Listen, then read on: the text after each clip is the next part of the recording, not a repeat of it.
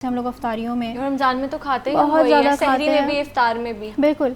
तो हम लोग पकोड़े, समोसे, इस तरह की चीज़ों का बहुत ज़्यादा इस्तेमाल करते हैं। तो वो चीज़ें उनको कम्प्लीटली छोड़नी होंगी। अच्छा, बिल्कुल ही नहीं खाएं? नहीं खा सकते। ठीक है, कोशिश करें कि ना खाएं, क्योंकि अगर आप नोटिस करें कि पूरे साल के अंदर आप कितनी दफ़ा पकोड़े या समोसे खाते हैं, हम नहीं खाते जितना हम लोग रमज़ान में खाते हैं। हम डेली बेसिस पे खा रहे होते हैं, डेली बेसिस पे हम लोग इसका इतनी कंजम्पशन हम लोग कर रहे होते हैं कि हमें आइडिया भी नहीं हो रहा था कि वो हमारी सेहत के साथ क्या कर रहा है।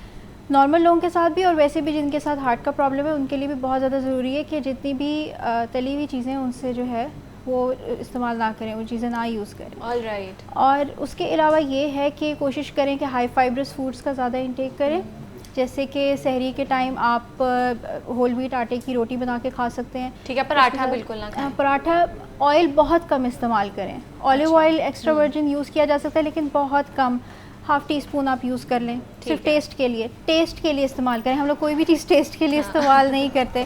हम लोग बस उसको जो है ना कोशिश करते हैं कि अब जितना ज़्यादा, अब देखिए पराठा भी तो कितना हम लोग हैवी बनाते हैं, कितना ज़्यादा उसके अंदर ऑयल यूज़ करते हैं, एग्जैक्टली उसमें से वो निकल रहा होता है। तो लोग इस चीज़ का नहीं ध्यान करते बिल्कुल भी कि वो कितना ज़्यादा आपकी हेल्थ के ऊपर इफेक्ट कर रहा होता है। तो आपने कंजम्पशन इस तरह से रखनी है कि अगर फॉर एग्जांपल आप सहरी के टाइम होल व्हीट रोटी भी खा रहे हैं, साथ में आप अंडा यूज़ कर लें, ऑमलेट बना लें उसका, या बॉयल्ड अंडा यूज़ कर लें, उसके साथ आप दही का इस्तेमाल कर सकते हैं, साथ में फ्रूट्स यूज़ कर सकते हैं। ये कुछ हेल्दी ऑप्शंस हैं जो कि हार्ट डिजीज़ पेशेंट्स जो हैं इस्तेमाल कर सकते हैं सहरी के टाइम। तो इफ्तार के टाइम भी बता दें क्या इफ्तार के टाइम ये होगा कि आपने जैसे खजूर से हम लोग रोज़ा इफ्तार करते हैं, उसके साथ आप जो है लेमनेड अपना पीना चाहते हैं तो आप पी लें, उसमें आप नमक ना यूज़ करें, उसमें लेमन वाटर आप यूज़ कर लें।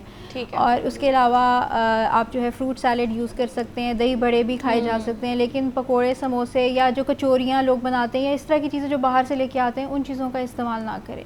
वो जितना कंट्रोल कर सकते हैं करें। मुझे पता है कई लोगों को बहुत ज़्यादा क्रेविंग होती है, वो कहते हैं रमज़ान है तो हम लोग क्यों ना खाएं, ये रमज़ान में तो पूरा साल वैसे भी नहीं खाते, और वो होता है ना अक्सर कि वो एक बंदा अलग खा रहा हो तो बाकी सब तो नॉर्मल डाइट ले रहे हो, तो वो दिल में भी आता है कि ये क्यों खा रहे हैं। हाँ, फिर उस सूरत में आप ये कर सकते हैं कि कभी कभी आप 1 से 2 पकौड़ा जैसे आपने टेस्ट के लिए खाना खाएं, लेकिन हमारे यहाँ कोई भी टेस्ट के लिए कुछ नहीं खाता, स्पेशली रमज़ान में। बिल्कुल, रमज़ान में लोग जो है वो ज़्यादा खा लेते हैं पकोड़े भी, समोसों का इंटेक, और जब खा लेते हैं उसके बाद आपको आइडिया होता है कि ओ अब तो मैंने ज़्यादा कंजम्पशन कर ली है, या आपको जो है बदहज़मी होना शुरू हो जाती है, तबीयत ख़राब होना शुरू हो जाती है, वो बाद में आपको रियलाइज़ होता है। कीम साहब, अब जो लोग चाहते हैं कि वो रोज़ा रखें लेकिन ऑब्वियसली उनको दिल के मुख्तलिफ अमराज हैं, तो उनके लिए कोई टोटका बताएं जिससे वो रोज़ा रख सकते हैं।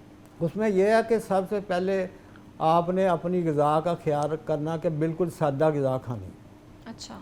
और अफ्तारी के टाइम पे ये मौसमी फल हैं, अमरूद है, सेब है, केला है, इनकी चाट बनाएं, इसके साथ खजूरें मिक्स करें, ये एक मल्टी विटामिन कंपाउंड आपके पास बन जाएगा। बिल्कुल, और उसका नुकसान भी नहीं होगा।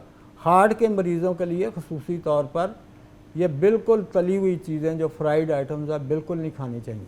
बिल्कुल ऐसी है, लेकिन कोई साथ साथ तिब्बी नुस्खा भी बताएं। तिब्बी नुस्खे ये है कि जो मेरे भाई हार्ट के मरीज़ हैं या जिनके कोलेस्ट्रॉल लेवल बढ़ा हुआ, क्योंकि जो ग़िज़ाई बेतदालियों की वजह से कोलेस्ट्रॉल लेवल पहले बढ़ता है, बिल्कुल, और वो जाके आपके खून को गाढ़ा करता है, खून में चर्बीले मादे पैदा करते हैं, उससे आपके हार्ट की जो शरियानें हैं उनमें खून की रवानी मुतासर होती है, उसकी वजह से हार्ट की बीमारियां शुरू होती हैं।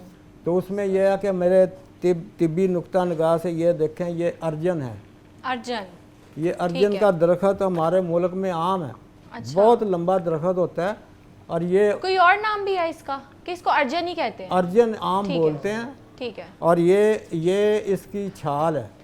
अच्छा, इसको अगर आप इसका जशांदा बनाएंगे ना तो ये बिल्कुल कावे की तरह से रेड सा जशांदा बनेगा। अच्छा अच्छा, ठीक है। ये आपने लेना है 10 ग्राम। 10 ग्राम अर्जन। हाँ। ओके। अगर ज़्यादा भी डाल लें तो कोई हर्ज नहीं। ठीक है। और उसमें आपने 1 चमची जो ये इसका जशांदा बना के फिर 1 चमची उसमें आपने प्याज का पानी डालना। अच्छा, प्याज का पानी वो कैसे निकालना? उसको कद्दूकश करके? अच्छा अच्छा, जूसर में निकाल लें प्याज का पानी। ओके। वो आपने 1 चम्मच और छोटी चमची शहद की वो डाल के ये कंपाउंड आपने पीना है। उससे ये ना सिर्फ ये हुआ कि आपके दिल के बंद वाल्व खुल जाएंगे, बल्कि कोलेस्ट्रॉल लेवल जो है वो भी आपका ठीक है होगा, और आप आसानी से रोज़ा रख सकेंगे। ठीक है। और इसके बाद ये है कि इसमें एक और इसका कंपाउंड है, उसमें भी अर्जन की छाल है, वो 50 ग्राम है।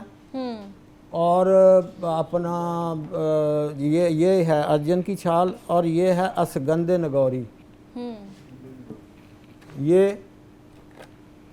ये देखें, ये असगंध नगौरी, ठीक है। ये तिब्बी जड़ी बूटी आम पंसारी स्टोर से आम मिल जाती। ठीक है।